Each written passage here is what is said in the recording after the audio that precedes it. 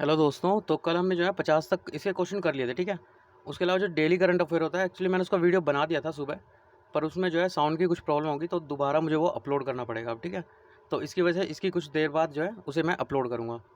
तो देखिए, इसमें 50 तक हमने क्वेश्चन कर लिए थे। 51 क्वेश्चन क्या है, तो इसे जो औद्योगिकरण है उसके कारण तीव्रता से विकसित हो रहे जो टाउन है और अभी तक नगर पालिका के गठन के लिए आवश्यक जितनी भी शर्तें हैं उनको पूरा नहीं करने वाले नगरों के प्रशासन के लिए गठित किया जाता है, ठीक है। तो अभी ऑप्शन में देखेंगे किसे गठित किया जाता है। यद्यपि यह जो है राज्य नगर पालिका जो अधिनियम है उसके ढांचे के अंतर्गत कार्य करती है, लेकिन इस जो अधिनियम है उसके केवल कुछ ही प्रावधान जो है लागू होते हैं। नगर पालिका के विपरीत यह पूर्णतः एक नाम निर्देशित निकाय है, अर्थात अध्यक्ष सहित सभी सदस्य सरकार द्वारा नाम निर्देशित किए जाते हैं, ठीक है। तो इसे पॉज करके एक बार और पढ़ लीजिएगा।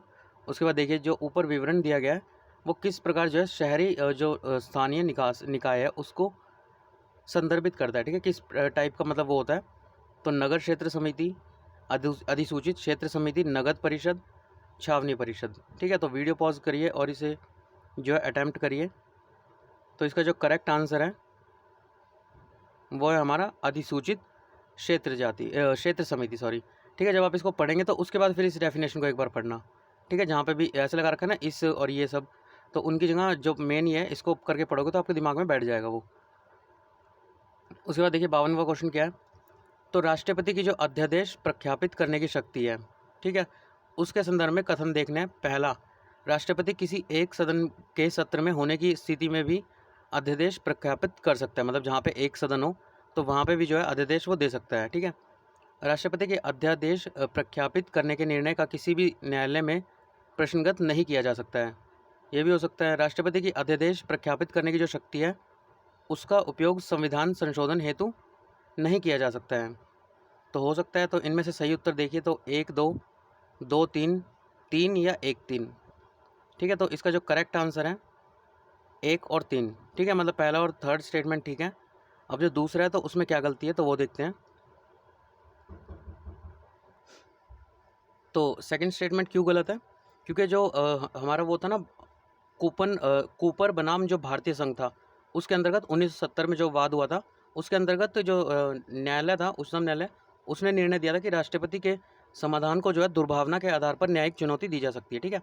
तो ये जो यहाँ पे गलत हो जाता है स्टेटमेंट, ठीक है। बाकी दोनों क्या है, सही है। उसके अलावा देखिए अगला क्वेश्चन क्या है, तो निम्नलिखित में से कौन सी भूमिका के माध्यम से कीट पारिस्थितिकी सेवाएं जो है प्रदान की जाती है। प्रकीर्णन कारक, खाद्य स्रोत, परागणकारी, अपघटक, ठीक है। तो इनमें से सही उत्तर चुनिए। तो 1 3 2 3 या फिर 1 3 4 1 2 3 4, ठीक है। वीडियो पॉज करके आंसर दीजिए। तो इसका जो करेक्ट आंसर है वो कौन सा है, चारों के आधार पर जो है जो कीट पारिस्थितिकी सेवाएं हैं वो दी जाती है, ठीक है। उसके अलावा देखिए अगला क्वेश्चन क्या है, द्वितीय जो गोलमेज सम्मेलन हुआ था उसके संदर्भ में इन कथन पर जो है विचार कीजिए। यह एकमात्र गोलमेज सम्मेलन था जिसमें महात्मा गांधी ने भाग लिया था, ठीक है। आपने अगर हिस्ट्री पढ़ी होगी तो पहली स्टेटमेंट आपको पता चल गई होगी गलत है या सही है। उसके बाद अगला देखिए, वर्ष 1930 में आरंभ सविनय अवज्ञा आंदोलन महात्मा गांधी के लंदन सम्मेलन में वापसी के पश्चात समाप्त हो गया था। ये भी हो सकता है। तो इसके ऑप्शन पे देखिए इनमें से कौन सा जो है सही है, 1 2 1 2 दोनों, ना तो 1 ना तो 2। वीडियो पॉज करके इसका आंसर दीजिए। देखिए जो प्रथम है जो गोलमेज सम्मेलन है प्रथम वो 1930 नवंबर से जनवरी 1931 के मध्य हुआ था, ठीक है, जिसमें गांधी जी शामिल नहीं हुए थे। और दूसरा जो है 7 सितंबर 1931 से 1 दिसंबर 1931 तक चला था, जिसमें गांधी जी शामिल हुए थे। थर्ड जो था वो नवंबर से दिसंबर 1932 में किया गया था, जिसमें गांधी जी सम्मिलित नहीं हुए थे, ठीक है। तो प्रथम स्टेटमेंट क्या है, बिल्कुल सही है, जिसमें गांधी जी ने जो है शामिल हुए थे। उसके अलावा देखिए जो दूसरी स्टेटमेंट है इसके अंतर्गत क्या था कि महात्मा गांधी जी जब भारत पुनः लौटे थे तो 28 दिसंबर 1931 को उन्होंने पुनः सविनय अवज्ञा आंदोलन जो था वो आरंभ कर दिया था, ठीक है। तो इसकी वजह से दूसरा स्टेटमेंट क्या है, गलत है। तो फर्स्ट इज ए इसका करेक्ट आंसर है। उसके बाद अगला क्वेश्चन देखिए, तो जो वर्ल्ड बैंक है और जो IMF है, अंतर्राष्ट्रीय मुद्रा कोष है, इसके मध्य अंतर के संदर्भ में निम्नलिखित कथनों पर विचार कीजिए। तो पहला क्या है, जहां विश्व बैंक का लक्ष्य निर्धन देशों का जो विकास है, IMF राष्ट्रों के मध्य भुगतान और प्राप्तियों की व्यवस्था बनाए रखने की इसके लिए क्या है, उत्तरदायी है। सेकंड क्या है, जहां IMF विशेष रूप से विकास परियोजनाओं के लिए ऋण प्रदान करता है। वहीं जो वर्ल्ड बैंक है वो क्या करता है, उसका लक्ष्य किसी देश की समग्र वित्तीय आवश्यकताओं को पूर्ण करना है। हो सकता है थोड़ा सा वीडियो पॉज करके आप इसको एक बार पढ़ सकते हैं। जहां आईएमएफ केवल राष्ट्रीय सरकारों को ऋण प्रदान कर सकता है, वहीं वर्ल्ड बैंक क्या है, व्यक्तियों को भी ऋण प्रदान कर सकता है। तो हो भी सकता है, नहीं भी हो सकता। इनमें से कौन सा सही है? तो 1 2 1 2 3, ठीक है। तो इसका जो करेक्ट आंसर है वो जो है, तो जो देखिए पहले स्टेटमेंट क्या है, ये बिल्कुल सही है। इसका जो करेक्ट आंसर है वो है केवल एक, जो बी पार्ट है इसका। तो जहाँ जो वर्ल्ड बैंक है वो क्या करता है, निर्धन जो देश होते हैं उनका विकास करना होता है, इसका लक्ष्य है। और आईएमएफ जो है राष्ट्रों के मध्य भुगतान और प्राप्तों की व्याख्या बनाए रखने के लिए उत्तरदायी होता है। अब देखिए सेकंड में अगर आप ध्यान से पढ़ेंगे तो वर्ल्ड बैंक का लक्ष्य क्या है, किसी देश की समग्र, मतलब एक्सट्रीम पे चला गया, और एक्सट्रीम चीज़ें क्या होती है, गलत होती हैं। मतलब किसी देश की समग्र जो वित्तीय आवश्यकता है उसको पूरा करेगा। तो ये स्टेटमेंट यहीं पे गलत हो जाता है, ठीक है। और थर्ड में क्या है, तो ये जो दोनों ही बैंक हैं वो व्यक्तिगत जो व्यक्ति होते हैं वो दोनों ही व्यक्तियों को लोन नहीं देते, मतलब ऋण नहीं देते हैं, ठीक है। उसके बाद देखिए अगला क्वेश्चन क्या है, तो जो टॉर्पोर है, सुसुप्तावस्था है, जो जंतुओं में उत्तरजीविता की एक अवस्था के संबंध में निम्नलिखित कथनों पर विचार कीजिए, ठीक है। टॉर्पोर, तो जो सुसुप्त अवस्था है उसमें विशेष प्रवेश करने के लिए जंतु अपनी जो चयापचयन क्रिया है उसको मंद करता है और अपनी ऊर्जा आवश्यकताओं को घटा देता है, ठीक है। कहीं पे आपको कहीं ना कहीं इसको फील हो रहा होगा, सुसुप्त अवस्था मतलब जहाँ पे एक तरह से ये जो निद्रा है उससे रिलेटेड है, ठीक है। तो आप उससे कनेक्ट कर सकते हैं। यह केवल उत्तरी गोलार्ध के पक्षियों और स्तनधारियों द्वारा अपनाई जाती है, हो सकता है। कुछ जंतु प्रतिदिन कुछ घंटों के लिए सुसुप्तावस्था में प्रवेश कर सकते हैं, ठीक है। तो 1 3 2 3 1 2 1 2 3। तो वीडियो पॉज कीजिए, उसका आंसर दीजिए। तो इसका जो करेक्ट आंसर है वो है 1 और 3। दोनों हमारे स्टेटमेंट क्या है, बिल्कुल ठीक है सुसुप्त अवस्था के रेस्पेक्ट में। पर देखिए आपको जैसे पता ही होगा, जैसे ठंड में ही मान लीजिए उत्तरी गोलार्ध ठीक है, पर ठंड में ही रहता है। ठंड सिर्फ उत्तरी गोलार्ध में नहीं है, जैसे हमारे हिमालय में भी है। उसके अलावा अगर हम जो छोटे ऑस्ट्रेलिया स्तनधारी होते हैं, ठीक है, अनेक छोटी ऑस्ट्रेलिया जो पक्षीय प्रजाति हैं इनके द्वारा भी ये अपनाया जाता है, ठीक है। तो जहाँ पे केवल आ गया, ये शब्द क्या होते हैं, एक्सट्रीम जो करते हैं ये मैक्सिमम गलत होते हैं, ठीक है। तो इनको थोड़ा सा ध्यान से देखिएगा। अगर आपको थोड़ी बहुत नॉलेज है तो आप टिक करिए, इतना मतलब वो मत चलिए कि केवल लिखा है तो गलत है, ठीक है। पर यहाँ पे केवल लिखा है तो यहाँ पे ये गलत हो जाता है कहीं ना कहीं। उसके बाद देखिए 57, तो भारतीय अर्थव्यवस्था के संदर्भ में निम्नलिखित पंचवर्षीय योजनाओं में से किसमें जो है गरीबी हटाओ और आत्मनिर्भरता की प्राप्ति, उनको दो मुख्य उद्देश्यों को प्रस्तावित किया गया। प्रथम, द्वितीय, चतुर्थ, पंचम, जो इन परियोजनाओं में किसको जो है ये दोनों उसमें इंक्लूड की गई। तो वीडियो पॉज करके आंसर दीजिए। तो इसका जो करेक्ट आंसर है वो है पंचम पंचवर्षीय योजना, ठीक है। मतलब जो 1974 में जो स्टार्ट की गई थी, इसके अंदर इन दोनों को इंक्लूड किया गया था, ठीक है। अब उसका देखिए 58, भारतीय औषधि उद्योग के संदर्भ में निम्नलिखित कथनों में कौन सा सही है। भारतीय औषधि उद्योग, तो भारत का जो औषधि उद्योग है वो मूल्य के आधार पर विश्व का तीसरा सबसे बड़ा औषधि उद्योग है। हो सकता है ग्रीनफील्ड फार्मा के स्वचालित मार्ग के अंतर्गत 100% जो फॉरेन डायरेक्ट इन्वेस्टमेंट है, प्रत्यक्ष विदेशी निवेश है, उसकी अनुमति दी गई है, ये भी हो सकता है। हिमाचल प्रदेश में एशिया का सबसे बड़ा औषधि उत्पादन हब अवस्थित है, ठीक है। अब ये भी हो सकता है। तो वीडियो पॉज कीजिए, इसका जो है आंसर दीजिए 1 2 2 2 3 या 1 3, ठीक है। तो आप इसका आंसर दे सकते हैं पॉज करके। तो इसका जो करेक्ट आंसर है वो है, तो इसकी जो स्टेटमेंट है 2 और 3 बिल्कुल सही है, ठीक है। उसके अलावा देखिए फर्स्ट में क्या है, फर्स्ट में अगर हम बात करें तो उत्पादन के अगर रूप में देखें भारत को तो वो थर्ड नंबर पर आता है। पर अगर मूल्य के आधार पर हम देखें तो ये 14वें स्थान पर आता है, ठीक है। ये दोनों स्टेटमेंट बिल्कुल सही है। तो इसका आंसर हो जाएगा 58 का 2 और 3, मतलब सी, ठीक है। उसके बाद 59 देखिए, तो हाल ही में जो सुर्खियों में रही विश्व की सबसे बड़ी जो उष्ण कटिबंधीय आर्द्रभूमि पेंटानल है, पेंटानल निम्नलिखित किन देशों में किनके मध्य विस्तारित है, ठीक है। पेंटानल, तो ये ऑप्शन है केन्या, युगांडा, तंजानिया, संयुक्त राज्य अमेरिका और कनाडा, थाईलैंड, लाओस और कंबोडिया। और फोर्थ क्या है, बोलीविया, ब्राज़ील और पराग्वे, ठीक है। तो वीडियो पॉज करके इस आंसर दीजिए। तो इसका जो करेक्ट आंसर है वो क्या है, डी, बोलीविया, ब्राज़ील और पराग्वे के अंदर जो है पेंटानल स्थित है, ठीक है। उसके बाद देखिए अगला क्वेश्चन क्या है, 59 के बाद 60 क्वेश्चन क्या है, तो मुगल जो काल है उसके दौरान कृषि की दशा के संदर्भ में निम्नलिखित कथनों पे कौन सा सही है। तो पहला है, किसानों को निर्वाह और वाणिज्यिक दोनों फसलें उगाने के लिए प्रोत्साहित किया जाता था। हो सकता है सिंचाई के लिए राज्य से कोई भी सहायता प्राप्त नहीं होती थी। ये भी हो सकता है गांव के आदिवासी किसानों को ठेके पर खेती करने की अनुमति दी गई थी। ठीक है, तो इसमें से कौन सा सही है? तो 1 2 1 3 3 2 3। तो वीडियो पॉज करके इसका आंसर दीजिए। तो इसका जो करेक्ट आंसर है वो है 1 और 3। जो इसकी स्टेटमेंट है वो बिल्कुल सही है। ठीक है, मैंने फिर से देखिए कहा कोई भी सहायता जो है प्राप्त नहीं होती थी। एक्सट्रीम हमारी क्या है स्टेटमेंट है कि ऐसा हो सकता है राज्य में कोई हमारी वो है और उसको कोई सहायता ही ना प्राप्त हो राज्य के द्वारा। तो ये जो है स्टेटमेंट गलत है, बाकी दोनों क्या है सही है। ठीक है, मॉडरेट लेवल पे जो हमारी स्टेटमेंट होती है वो कहीं ना कहीं सही हो जाती है। जैसे गांव के आदिवासी किसानों को ठेके पर खेती करने की अनुमति दी गई। ठीक है, मतलब मैं ये नहीं कह रहा कि मॉडरेट है तो आप सही मार दीजिए, पर कहीं कहीं पे एक्सट्रीम को ध्यान में रख के, और अगर वो लग रही है आपको कि ये हो ही नहीं सकता तो उसे आप एलिमिनेट कर सकते हैं। उसके अलावा 61 देखिए, तो खड़ी खेती जो होती है वर्टिकल फार्मिंग, उसके संदर्भ में कथन देखते हैं। यह किसी बाह्य वातावरण में केवल प्राकृतिक सौर प्रकाश का उपयोग कर जो ऊर्ध्वाधर क्या होता है वर्टिकल। ठीक है, एक हॉरिजॉन्टल होता है, एक वर्टिकल होता है। तो ऊर्ध्वाधर रूप में क्रमबद्ध परतों से जो है परतों में खाद्य फसलों को उगाने की विधि है।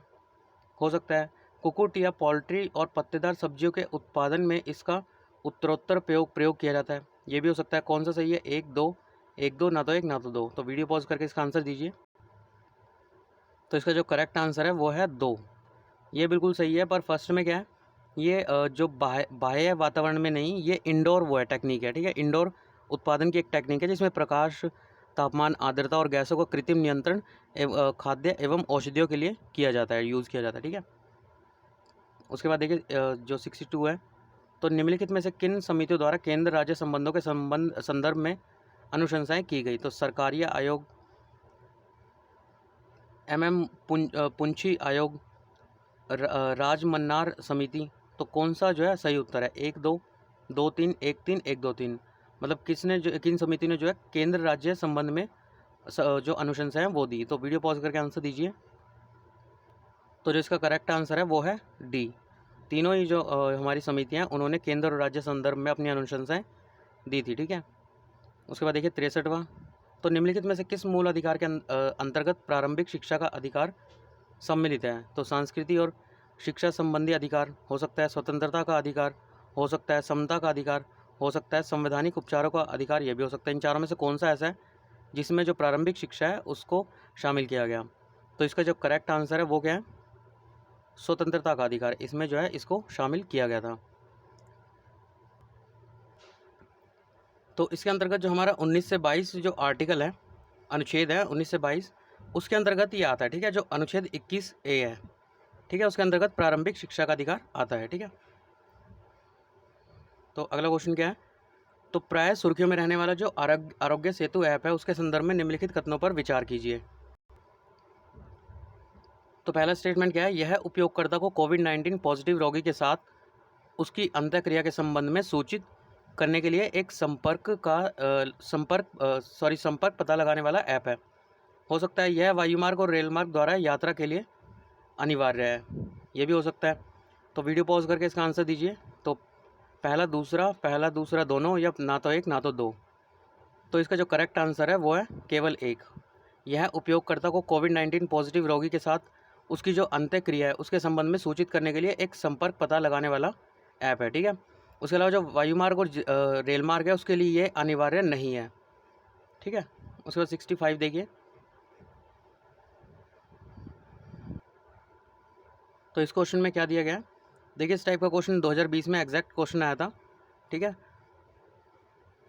यहाँ पे एग्जैक्ट से मतलब इसी टाइप का क्वेश्चन आया था। ठीक है, मैं एक बार क्वेश्चन पढ़ देता हूँ जो 2020 के प्री में आया था इस टाइप का।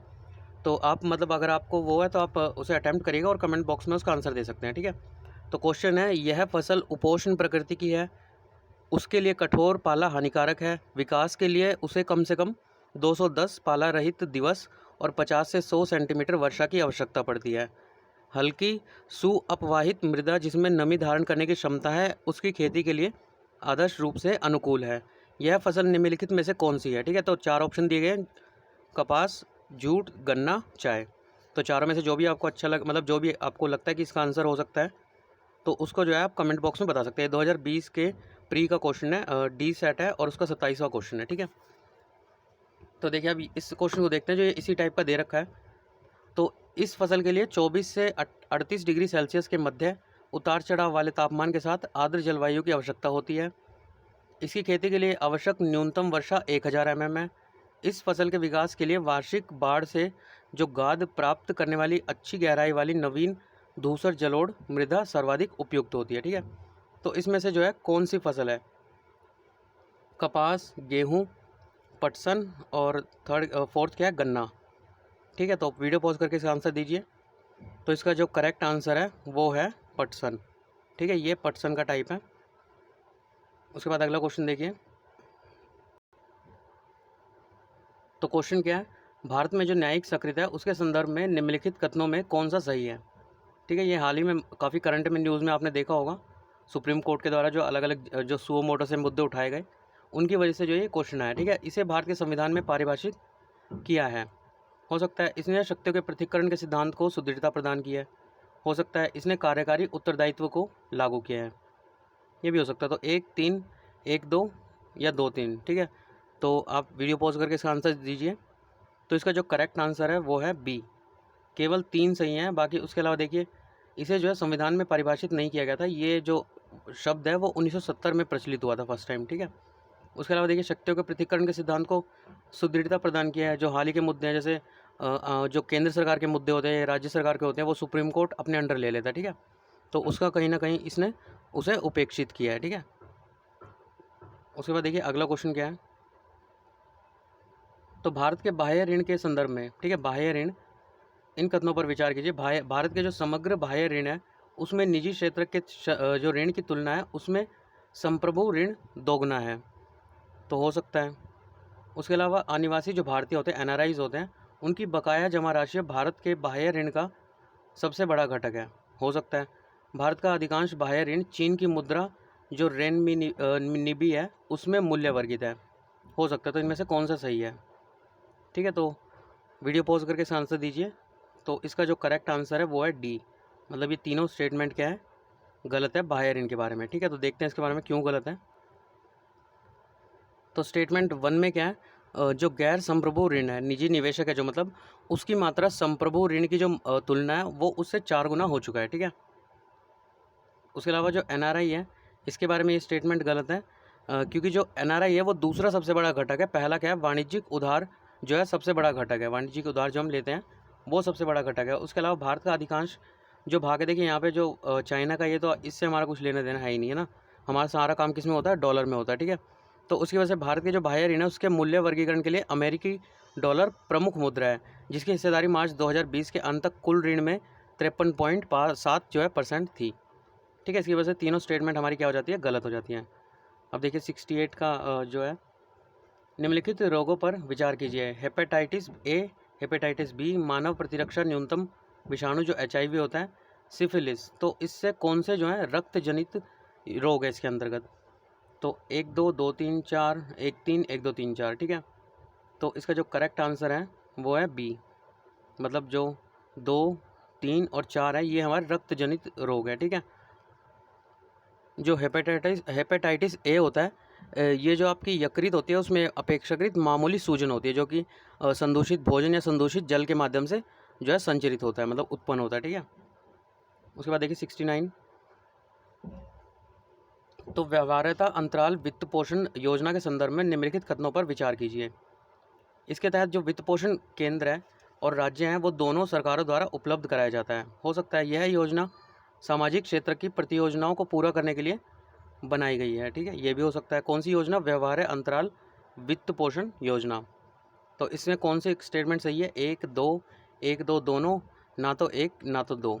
ठीक है, तो इसका जो करेक्ट आंसर है यह योजना दूसरा मतलब है ये बी, सामाजिक क्षेत्र की परियोजनाओं को पूरा करने के लिए बनाई गई है। पर इसके अंदर जो वित्त पोषण दिया जाता है वो सिर्फ केंद्र सरकार द्वारा दिया जाता है। ठीक है, इसकी वजह से स्टेटमेंट 1 गलत है। 70वां देखिए, प्राय सुर्खियों में रहने वाले भारतीय दंड संहिता IPC जो होता है उसमें प्रावधान शामिल है दंड के लिए जुर्माने और दंड के लिए निर्धारण से संबंधित, हो सकता है। अपराध की जांच की प्रक्रिया से संबंधित, ये भी हो सकता है। तीसरा क्या है? न्यायालय और मजिस्ट्रेट की जो शक्तियाँ होती है उससे संबंधित, तो ये भी हो सकता है। तो वीडियो को पॉज करिए और सही उत्तर दीजिए। 1, 2, 3, 1, 3, 1, 2, 3। तो इसका जो करेक्ट आंसर है वो है हमारा ए का मतलब हमारी 1 बिल्कुल सही है। तो जो ये सेकंड है ये सीआरपीसी, जो भारतीय दंड प्रक्रिया संहिता है सीआरपीसी, जो कि 1882 में बनी थी, ठीक है। इसके अंतर्गत ये आता है और ये भी सेम इसी के अंदर आता है सीआरपीसी में। ये सिर्फ जो है आईपीसी में आता है, इंडियन पीनल कोड में आता है, बाकी दोनों इसमें आता है। उसके बाद देखिए 71 क्या है, तो जो सीबीआई है, केंद्रीय अन्वेषण ब्यूरो है, उसके निदेशक के संदर्भ में निम्नलिखित कथनों पर क्या कीजिए, विचार कीजिए, ठीक है। तो इसकी नियुक्ति प्रधानमंत्री की अध्यक्षता वाली 5 सदस्यीय समिति की अनुशंसा के आधार पर की जाती है। सीबीआई के निदेशक को हटाने या निलंबित करने का जो प्राधिकार होता है वो केवल केंद्रीय सतर्कता आयुक्त के पास होता है। तो हो सकता है ये भी, कौन सा इसमें से कथन सही है। तो इसका जो वीडियो पॉज करके आंसर दीजिए, 1 2 दोनों, ना तो 1 ना तो 2। तो इसका जो करेक्ट आंसर है वो है डी, ना तो 1 सही है ना तो 2 सही है। तो देखिए पहले में क्या गलत है, यहाँ पे 5 सदस्य, जबकि जो सीबीआई है उसके निदेशक की नियुक्ति 3 सदस्य समिति की अनुशंसा पर केंद्र सरकार द्वारा की जाएगी, ठीक है। जिसमें 3 सदस्य में कौन कौन होता है, अध्यक्ष के रूप में प्रधानमंत्री, लोकसभा में विपक्ष का नेता और भारत का जो मुख्य न्यायमूर्ति या उनके द्वारा नामित जो सुप्रीम कोर्ट का न्यायाधीश है, ठीक है। उसके अलावा देखिए जो सेकंड स्टेटमेंट है, जो सीबीआई का निदेशक होता है उसको सीवीसी, जो केंद्रीय जो सतर्कता आयोग है, उसके द्वारा इसे जो है वो 2 साल का इसके सुरक्षा का कार्यकाल प्रदान किया जाता है, ठीक है। कार्यकाल को सुरक्षा दी जाती है, पर सीवीसी का इसमें मतलब कोई भूमिका नहीं होती, ठीक है, इन्हें हटाने के रूप में। तो यहाँ पर ये भी जो है गलत हो जाता है, ठीक है। उसके बाद देखिए अगला क्वेश्चन क्या है, 72 वैश्विक वेतन रिपोर्ट 2020 से 21 जारी की गई, किसके रिस्पेक्ट में की गई, ठीक है। तो अंतर्राष्ट्रीय श्रम संगठन द्वारा, वर्ल्ड बैंक द्वारा, किसके द्वारा जारी की गई, विश्व आर्थिक मंच द्वारा, अंतर्राष्ट्रीय मुद्रा कोष द्वारा, ठीक है। तो वैश्विक वेतन रिपोर्ट जो है अंतर्राष्ट्रीय श्रम संगठन द्वारा, ठीक है, ILO जो है उसके द्वारा निकाली गई, ठीक है। उसके बाद देखिए अगला क्वेश्चन, तो ये जो विशालकाय तारों के जो सुपरनोवा होते हैं उसके रूप में अंत होने और उनके कोर के ध्वस्त होने पर निर्मित होते हैं। ये अपने द्रव्यमान को 20 किलोमीटर व्यास के अंदर संकुलित कर लेते हैं। इनका घनत्व इतना अधिक होता है कि एक छोटे चम्मच पदार्थ का वजन भी 1 बिलियन, मतलब एक छोटे चम्मच अगर उसका पदार्थ ले लें तो वो 1 बिलियन या फिर 1 अरब टन होगा। औसत इस तारे का गुरुत्वाकर्षण पृथ्वी के गुरुत्वाकर्षण से जो है 2 बिलियन गुना अधिक प्रबल होता है। उपयुक्त परिच्छेद में वर्णित तारा संदर्भित करता है किसको करता है, तो क्वासर को, श्वेत वामन को, न्यूट्रॉन को, लाल दानव को, ठीक है।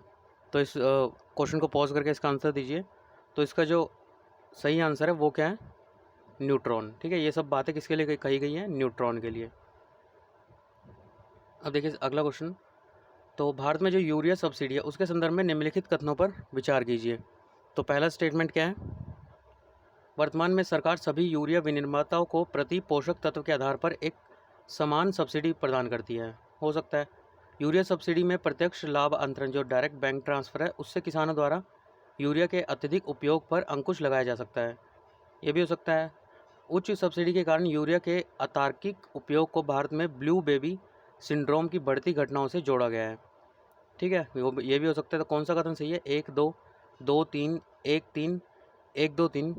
तो वीडियो पॉज करके आंसर दीजिए। तो इसका जो करेक्ट आंसर है वो है 2 और 3, मतलब बी आंसर इसका करेक्ट है। ये दोनों स्टेटमेंट हमारी बिल्कुल ठीक है।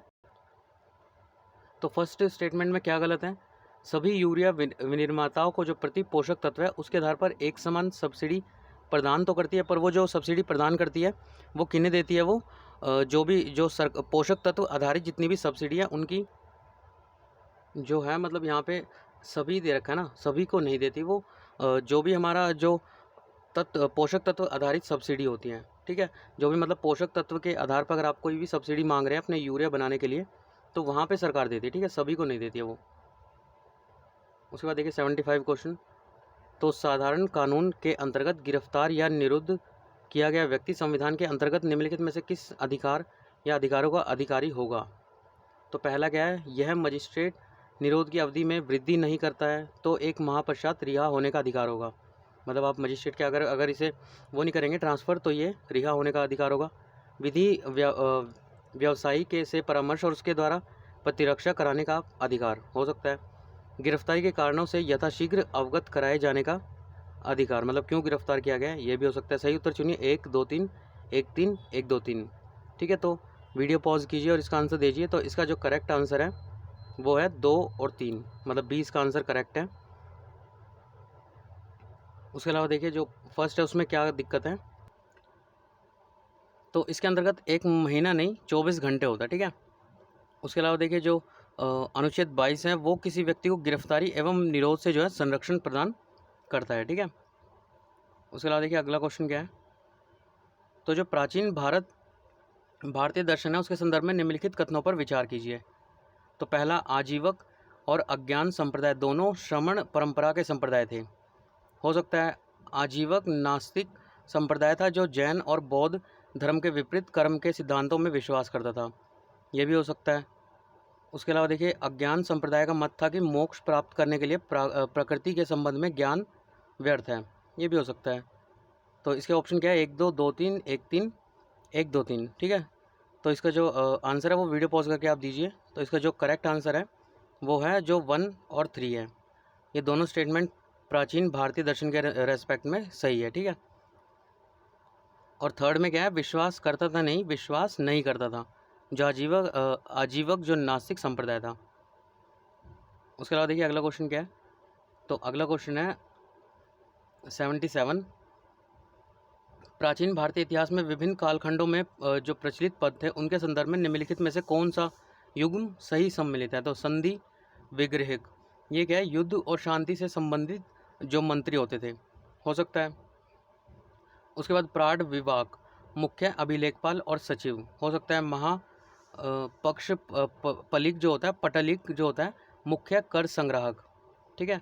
तो इसके जो है 1 1 3 का सही सम्मिलित, 2 3 1 2 3, ठीक है।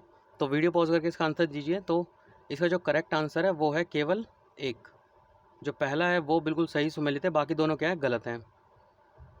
उसके अलावा जो प्राढ़ विभाग होते थे ये क्या थे, जो मुख्य न्यायाधीश और विविध सलाहकार के रूप में कार्य करते थे। और महाष्पटली क्या होते थे, मुख्य अभिलेख और सचिव, ये इसमें होते थे, ठीक है। उसके बाद देखिए 78, तो एंड टू एंड एन्क्रिप्शन संचार प्रणाली के संदर्भ में निम्नलिखित कथनों पर विचार कीजिए। पहला क्या है, संदेश प्रेषण से जो सर्वर तक जो टेक्सेस होते हैं, मतलब मैसेजेस जो होते हैं उनके रूप में प्रेषित होता है, ठीक है। हो सकता है सर्वर उन्हें एनक्रिप्ट करके प्राप्तकर्ता को भेजता है। दूसरा है शॉर्ट मैसेजिंग सर्विसेज पर प्रेषित किया गया डेटा जो होता है वो एंड टू एंड एनक्रिप्टेड नहीं होता है, ठीक है। एनक्रिप्टेड मतलब एक तरह से जैसे कि यहाँ से आपने अपने मोबाइल से कोई मैसेज भेजा, ठीक है, तो वो दूसरे के मोबाइल में जाएगा, यहाँ से मतलब आप शो करेंगे तो वहाँ पे एंड इस एंड से इस एंड तक जो है एनक्रिप्टेड होता है, बीच में कोई भी इसे पढ़ नहीं सकता, ठीक है। तो इसका जो सही कौन सा है, तो 1 2 1 2, ना तो 1 ना तो 2। तो वीडियो पॉज करके आंसर दीजिए। तो देखिए पहला जो है उसमें ये गलत है, दूसरा सही है, ठीक है। तो अब इसमें गलती क्या है, देखिए यहाँ पे बोला गया कि टेक्स्ट मैसेज, जो टेक्स्ट मैसेज में तो लिखा हुआ होता है इस फॉर्म में ट्रांसफ़र करता है, ठीक है। जबकि वो क्या होता है, एक एंड से दूसरे एंड पे जो है एनक्रिप्शन की फॉर्म में पहुँचता है, जो कूटबंद होते हैं ना उनकी फॉर्म में जो है पहुँचता है, बीच में से कोई देख भी लेगा तो पढ़ नहीं पाएगा, ठीक है। तो इसकी वजह से जो आंसर है इसका केवल 2 बी हो जाएगा। उसके बाद 79, तो भारत के महान्यायवादी के संदर्भ में निम्नलिखित कथनों पर विचार कीजिए।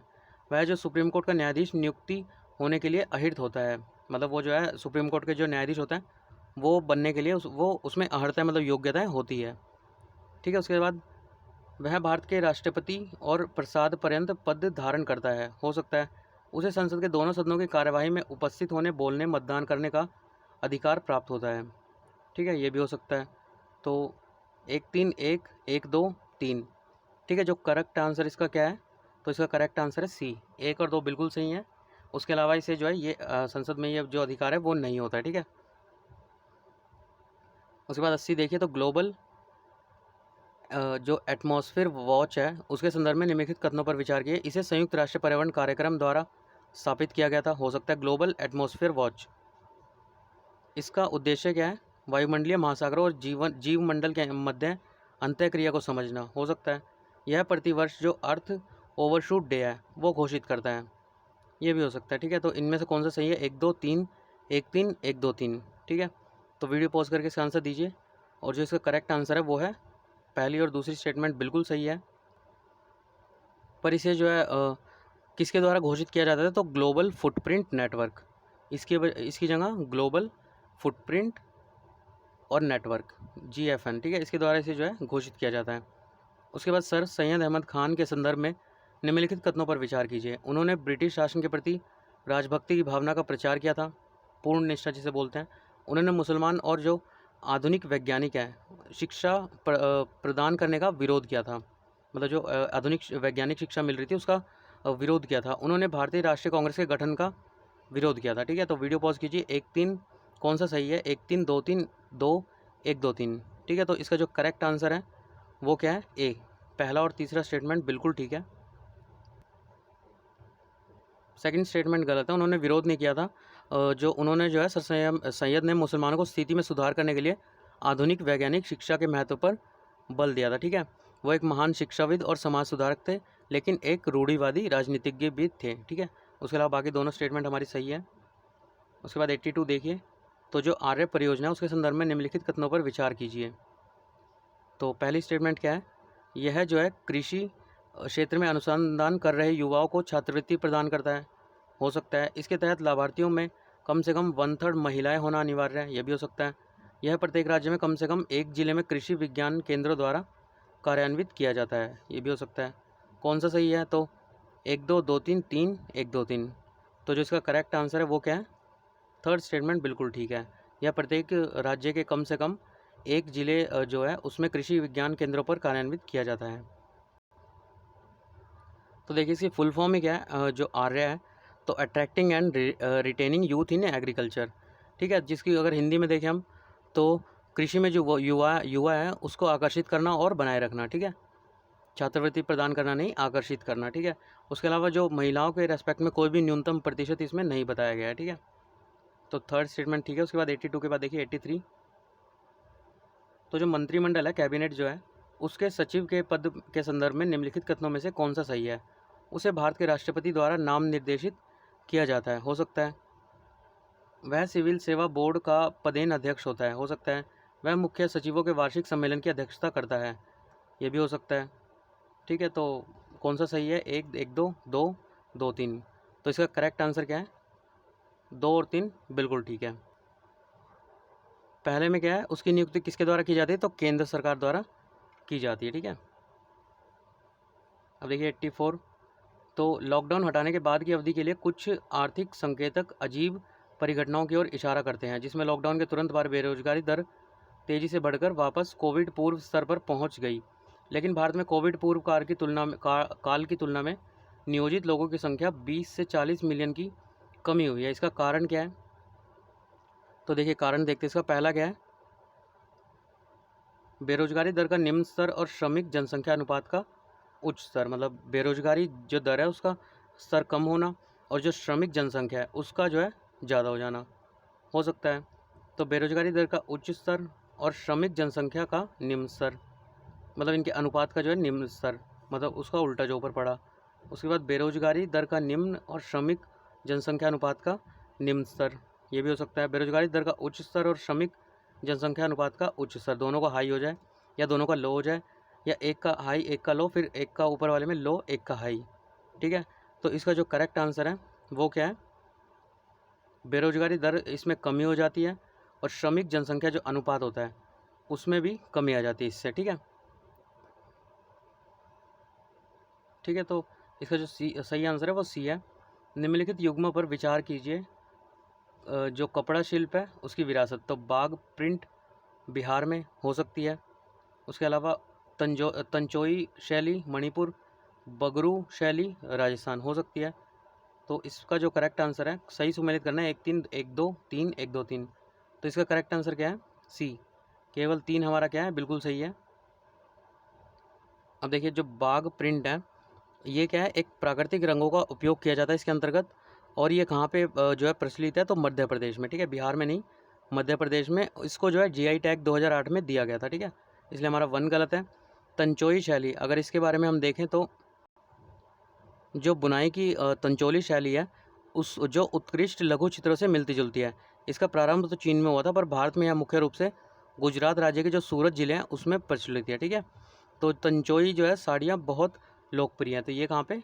गुजरात में। ठीक है, उसके बाद देखिए अगला क्वेश्चन 86। तूतुकुड़ी जो है उसको भारत के द्वितीय प्रक्षेपण स्थल के रूप में चुने जाने की जो निम्नलिखित है उसमें से कौन से कारण है? तो इसकी भौगोलिक अवस्थिति सीधे प्रक्षेप पथ से विचलन से बचने में सहायता करेगी। वह प्रथम प्रक्षेपण स्थल की तुलना में पृथ्वी की भूमध्य रेखा के अधिक निकट है। यह महत्वपूर्ण अंतरिक्ष अवसंरचना के अधिक निकट है। हो सकता है, देखिए कौन सा सही है, 1 1 2 2 3 1 2 3। ठीक है, तो वीडियो पॉज करके इसका आंसर दीजिए। तो इसका जो करेक्ट आंसर है वो है हमारी तीनों ही ऐसी चीज़ें जो बिल्कुल सही है। तो तुतुकुड़ी के लिए ये जो तीनों स्टेटमेंट है वो बिल्कुल सही है। ठीक है, उसके बाद देखिए 87। तो स्थायी जो लोक अदालत होती है उसके संदर्भ में इन कथनों पर विचार कीजिए। ठीक है, तो पहला क्या है, केवल ऐसा व्यक्ति जो जिला न्यायाधीश है या रहा हो स्थायी लोक सेवा का अध्यक्ष बन सकता है। ठीक है, उसके अलावा स्थायी लोक अदालतों को विधिक सेवा प्राधिकरण अधिनियम 1987 के अंतर्गत वैधानिक दर्जा प्रदान किया गया है। ठीक है, तो सही उत्तर चुनिए 1 2 1 2 दोनों, या तो ना तो 1 ना तो 2। तो वीडियो पॉज करके इसका आंसर दीजिए। तो इसका आंसर है बी, जो ये स्टेटमेंट है। ठीक है, बिल्कुल। फर्स्ट में क्या है, फर्स्ट की जो है जहाँ पे केवल आ जाए एक्सट्रीम पे हो जाता है वो गलत है। ठीक है, कुछ परसेंट कुछ अमाउंट में गलत होता है वो। तो इसका जो है कोई व्यक्ति जो जिला न्यायाधीश या अतिरिक्त जिला न्यायाधीश है या रहा है, अथवा जो जिला न्यायाधीश के पद से उच्च न्यायिक पद धारण कर चुका है, स्थायी लोक अदालत का क्या होता है, अध्यक्ष होने के लिए योग्य होता है। ठीक है, उसके बाद देखिए अगला क्वेश्चन 87 के बाद 88। निम्नलिखित में से कौन सा जो सहभोजिता के उदाहरण है, जो माइट या चिचड़ी और मनुष्य, अधिपादपीय पौधे, उसके अलावा एकांतवासी सैकड़ा और समुद्री एनीमोन, पशु और सफ़ेद बगुला। ठीक है, कौन से जो है सहभोजिता के उदाहरण हैं। तो 1 2 3 3 4 1 2 1 2 4 1 2 3 4। ठीक है, तो वीडियो पॉज करके आंसर दीजिए। तो इसका जो करेक्ट आंसर है वो है चारों। क्या है, सहभागिता या फिर कॉमन सेलिज्म। ठीक है, कॉमन सेलिज्म इसका इंग्लिश नाम है, कॉमन सेलिज्म। ठीक है, तो ये इसके चारों एग्जाम्पल हैं। उसके बाद 88 के बाद 89 देखिए क्वेश्चन। तो निम्नलिखित कथनों पर विचार कीजिए। भारत में सार्वजनिक ऋण में केवल सरकार की बाजार उधारियाँ सम्मिलित है। हो सकता है। उसके अलावा देखिए जो वर्तमान है उसमें भारत में सार्वजनिक ऋण का प्रबंधन वित्त मंत्रालय के अधीन सार्वजनिक ऋण प्रबंधन एजेंसी द्वारा किया जाता है। ये भी हो सकता है। तो कौन सा सही है, 1 2 दोनों, या ना तो 1 ना तो 2। तो इसका जो करेक्ट आंसर है वो क्या है, दोनों ही स्टेटमेंट हमारी गलत हैं। तो देखते हैं क्या गलत है। तो पहले में क्या है, तो इसके अंतर्गत जो हमारे जो भारत सरकार द्वारा लिए गए केवल आंतरिक और बाह्य ऋण दोनों सम्मिलित होते हैं। ठीक है, आंतरिक और बाह्य ऋण। ठीक है, आंतरिक ऋण कौन से होते हैं, जैसे दिनांकित प्रतिभूतियाँ, शून्य कूपन प्रतिभूतियाँ, 14 दिन का ट्रेजरी कोई बिल है, अंतर्राष्ट्रीय वित्तीय संस्थानों को जारी की गई कोई प्रतिभूति है। ठीक है, इस टाइप की और भी काफ़ी सारी हैं, आपको मैं ये सेंड कर दूंगा अभी। तो उसमें एक बार आप आंसर की में अगर देखना चाहें तो देख सकते हैं। ठीक है, उसके बाद देखिए जो स्टेटमेंट 2 है, तो इसके अंतर्गत क्या है, जो आरबीआई है वो ही जो है सार्वजनिक ऋण सहित सरकारी ऋणों को प्रतिबंधित करता है। ठीक है, तो यहाँ पे स्टेटमेंट 2 भी गलत हो जाता है। 89 के बाद देखिए 90। हाल ही में सुर्खियों में रहा जो मेडिकेन्स है वो शब्द संदर्भित करता है भूमध्य सागर में आए चक्रवात को। मेडिकेन्स चंद्रमा के रंग और प्रतीति में होने वाले अल्पकालिक परिवर्तन को, गन्ने के जो अनुवंशिक रूप है उससे संशोधित एक किस्म को जिसका मधुमेह रोगियों द्वारा उपभोग किया जा सकता हो सकता है। कोविड जो टीकाकरण कार्यक्रम है उस पर दृष्टि रखने हेतु भारत सरकार की एक ऐप को। ठीक है, तो उसके अलावा वीडियो को पॉज कीजिए और इसका करेक्ट आंसर दीजिए। तो मेडिकेन्स किसको जो है रिप्रेजेंट करता है, तो भूमध्य सागर में आए चक्रवात को। ठीक है, मेडिकेन्स। उसके बाद 91 देखिए, हाल ही में सुर्खियों में रहा जो ब्रेथ प्रिंट है वो शब्द किससे संबंधित है। तो देखिए पहला ऑप्शन क्या है, कोविड-19 जो है उसका पता लगाने की एक पद्धति को, रक्त में अल्कोहल का स्तर ज्ञात करने के लिए उपकरण से, अल्सर उत्पन्न करने वाले गैस्ट्रिक जो रोगजनक है उसका पता लगाने की एक विधि से, प्रदूषण का स्तर नियंत्रित करने वाले एक उपकरण से। ठीक है, तो वीडियो पॉज कीजिए, इसका आंसर दीजिए। तो इसका करेक्ट आंसर क्या है, जो ब्रेथ प्रिंट है वो अल्सर उत्पन्न करने वाले जो गैस्ट्रिक रोगजनक है उसका पता लगाने की एक विधि है। ठीक है, उसके बाद देखिए 92 क्या है, तो इन कथनों पर विचार कीजिए। लोक नृत्य और इनका उद्गम राज्य है, ये कहाँ पे मतलब उद्गम हुआ इनका। तो पहला देखिए होजगिरी आंध्र प्रदेश हो सकता है, चेराव मिजोरम, कामसाले कर्नाटक। कौन सा सही सुमेलित है, तो ऑप्शन क्या है, 2 1 3 2 3 1 2 3। ठीक है, वीडियो पॉज करके इसका आंसर दीजिए। तो इसका जो करेक्ट आंसर है वो क्या है? सी, 2 और 3 बिल्कुल सही है। ठीक है, चिराव मिजोरम, कामसाले कर्नाटक। तो जो पहला है होजगिरी, वो एक लोक नृत्य है जो त्रिपुरा राज्य में रियांग जनजाति के लोगों द्वारा किया जाता है। ठीक है, रियांग मतलब ये देखिए ऐसे लिखा जाता है, रियांग।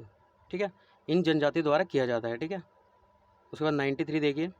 तो राज्यसभा के जो मनोनीत सदस्य होते हैं उनके संदर्भ में इन कथनों पर विचार कीजिए। पहला क्या है? मनोनीत सदस्य भारत के राष्ट्रपति और उपराष्ट्रपति के निर्वाचन में मतदान कर सकते हैं। हो सकता है। मनोनीत सदस्य बिना किसी अनर्हता के 6 माह के भीतर किसी राजनीतिक दल में सम्मिलित हो सकते हैं। हो सकता है। संसद के जो दोनों सदनों हैं उनके मनोनीत सदस्य राष्ट्रपति के महाभियोग में भाग लेते हैं। हो सकता है। तो इनके कथनों पर जो है सही बताइए। 1 3 2 3 1 2 1 2 3। ठीक है, तो जो इसका करेक्ट आंसर है वो है बी, 2 और 3 बिल्कुल सही है। और पहले में जो है गलती है, देखते हैं उसको क्या है। देखिए जो पहला स्टेटमेंट है उसमें जो मनोनीत सदस्य होते हैं वो जो भारत का राष्ट्रपति होता है उसमें मतदान नहीं कर सकते। ठीक है, उपराष्ट्रपति के में कर सकते हैं। ठीक है, उसके बाद देखिए अगला क्वेश्चन। तो अगला क्वेश्चन है 94। तो 1920 में जो गठित all India trade union Congress थी, AITUC, उसके 100 वर्ष पूरे हो गए हैं। ठीक है, इस संदर्भ में इन कथनों पर विचार कीजिए। तो इसे जो है भारत में व्यापक रूप से पहला संगठित ट्रेड यूनियन माना जाता है। हो सकता है। यह राष्ट्रीय संघ के अंतर्राष्ट्रीय श्रम जो संगठन है ILO है उसमें भारत का प्रतिनिधित्व करने हेतु गठित किया गया था। हो सकता है महात्मा गांधी ने यूनियन के महत्व को समझने हेतु इसके पहले अधिवेशन में भाग लिया था, ये भी हो सकता है। तो ऑप्शन देखिए 1 1 2 1 2 3 और केवल 2। तो वीडियो पॉज करके आंसर दीजिए। तो इसका जो करेक्ट आंसर है वो है 2। ठीक है, डी जो है इसका करेक्ट आंसर है।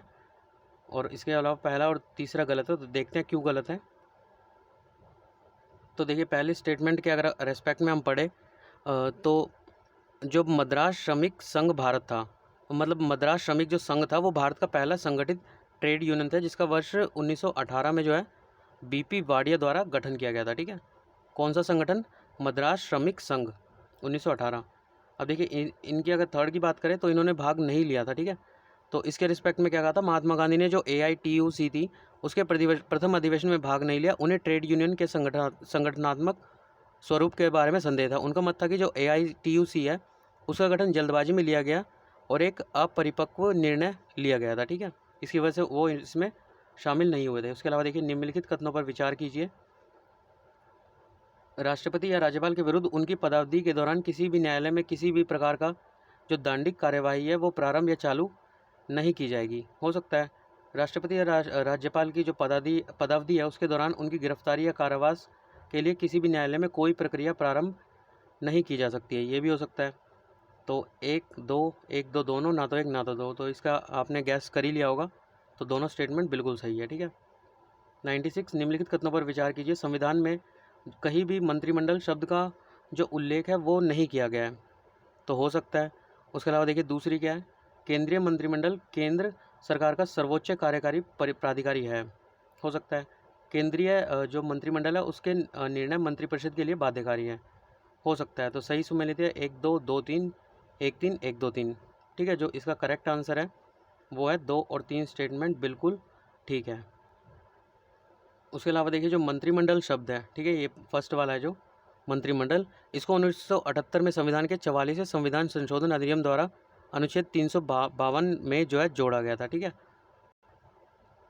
देखिए जो अनुच्छेद 352 है उसमें मंत्रिमंडल को परिभाषित करते हुए क्या कहा गया था कि वो परिषद जो अनुच्छेद 75 के अंतर्गत प्रधानमंत्री और मंत्रिमंडल स्तर के अन्य मंत्रियों से मिलकर बनता है।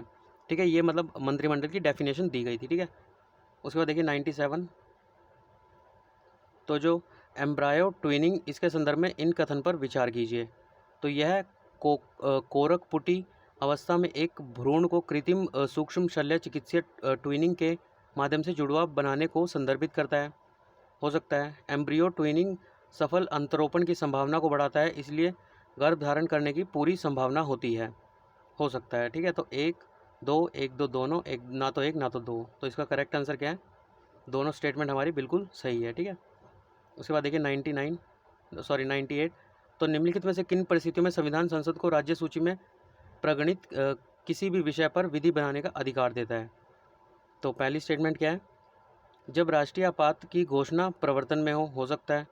जब राज्य में जो राष्ट्रपति शासन लगा हो, अंतर्राष्ट्रीय संधियों समझौतों या अभिसमय को कार्यान्वित करने हेतु हो सकता है। जब किसी राज्य का विधानमंडल संसद से जो राज्य सूची है उसमें सम्मिलित किसी विषय पर विधि बनाने का अनुरोध करते हुए प्रस्ताव पारित कर दे, हो सकता है। ठीक है, तो 1 2 3 सही उत्तर 1 2 3 1 3 4 2 4 और डी क्या है 1 2 3 4 चारों सही है। ठीक है, तो इसका जो करेक्ट आंसर है वो है 1 2 3 बिल्कुल सही है। ठीक है,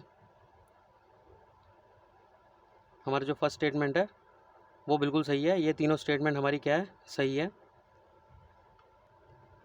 तो देखिए फोर्थ स्टेटमेंट क्या है, तो ये मतलब गलत है। तो इसी जगह सही क्या होगी, जब 2 या 2 से अधिक जो राज्य होते हैं उनकी विधायिकाएँ जो होती है, ठीक है, वो संसद से राज्य सूची में प्रगणित किसी विषय पर विधि बनाने का अनुरोध करते हुए प्रस्ताव पारित कर देती है, तो वह संसद विषय विनियमन के लिए विधि बना सकती है। ठीक है, यहाँ पे विधायिका की बात हो रही है, ना कि राज्य का जो विधानमंडल है उसकी। ठीक है, उसके अलावा देखिए 99 क्वेश्चन जो मनरेगा है 2005 उससे संबंधित निम्नलिखित कथनों पर विचार कीजिए। तो पहला क्या है, यह ऐसे प्रत्येक परिवार को जिनके वयस्क सदस्य स्वैच्छिक रूप से अकुशल श्रम कार्य करना चाहते हैं उन्हें एक वित्तीय जो वर्ष है उसमें कम से कम 100 दिनों का गारंटीकृत मजदूरी रोजगार प्रदान करता है, हो सकता है। दूसरा क्या है, इस अधिनियम के अंतर्गत रोजगार आवेदक के निवास स्थल से 15 किलोमीटर के भीतर प्रदान किया जाता है। ठीक है, 15 किलोमीटर के भीतर। इस अधिनियम के अनुसार यदि आवेदन करने के 15 दिनों के भीतर रोजगार नहीं दिया जाता तो आवेदक जो है तो बेरोजगार भत्ते के हकदार होते हैं आवेदक। ठीक है, तो इसका जो करेक्ट आंसर है वो है 1 और 3 बिल्कुल सही है, पर यहाँ पे 15 की बजाय 5 किलोमीटर होता है। ठीक है, उसके अलावा देखिए लास्ट क्वेश्चन जो है, तो काजीरंगा राष्ट्रीय उद्यान के संदर्भ में निम्नलिखित कथनों पर विचार कीजिए। पहला क्या है, ब्रह्मपुत्र नदी इसकी दक्षिण और तिहांग नदी इसकी उत्तरी सीमा बनाती है, हो सकता है। इसमें जंगली भैंस की सबसे बड़ी आबादी पाई जाती है, हो सकता है। भारत का एकमात्र सुनहरा बाघ यहाँ रहता है, हो सकता है। तो इसका आंसर देखिए क्या है, तो एक जो इसका करेक्ट आंसर है वो है केवल 1 जो है बिल्कुल सही है।